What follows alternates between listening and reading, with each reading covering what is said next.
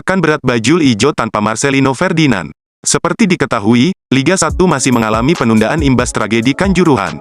PT LIB selaku operator Liga 1 untuk menunda pertandingan selama 2 pekan.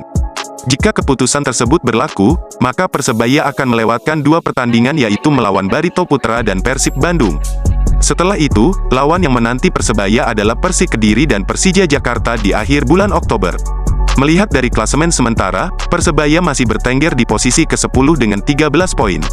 Posisi tersebut setidaknya naik 4 peringkat usai Rizky Ridho CS menundukkan Arema FC 2-3 di pekan ke-11. Tambahan 3 poin itu juga membuat Bajul Ijo sedikit menjauh dari kejaran zona degradasi. Jika Liga 1 bergulir lagi, Persebaya bakal bermain tanpa wonderkid andalan yaitu Marcelino Ferdinand. Gelandang Serang 18 tahun ini bergabung dalam pemusatan latihan TC Timnas U20 Indonesia di Turki dan Spanyol.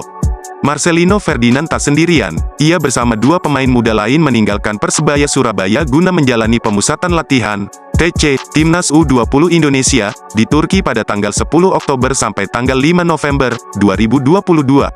Kemudian dilanjutkan TC di Spanyol tanggal 5 Desember 2022 mendatang. Agenda TC Timnas U20 Indonesia ini dilakukan dalam rangka mempersiapkan tim menatap Piala Asia U20 2023 dan Piala Dunia U20 2023. Piala Asia U20 2023 dijadwalkan berlangsung pada 2 sampai tanggal 18 Maret 2023 di Uzbekistan.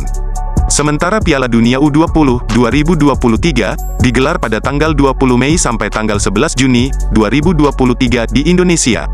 Ada 3 pemain Persebaya yang dipanggil Sintayong untuk TC Timnas U20 Indonesia.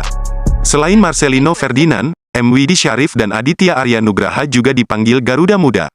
Kondisi pemain alhamdulillah semua ini tadi ikut latihan tidak ada yang cedera. Tapi 3 pemain, Marcelino Ferdinand, Widi Syarif, dan Aditya Arya Nugraha, tidak bisa latihan karena bergabung dengan timnas sebut Aji Santoso pelatih Persebaya.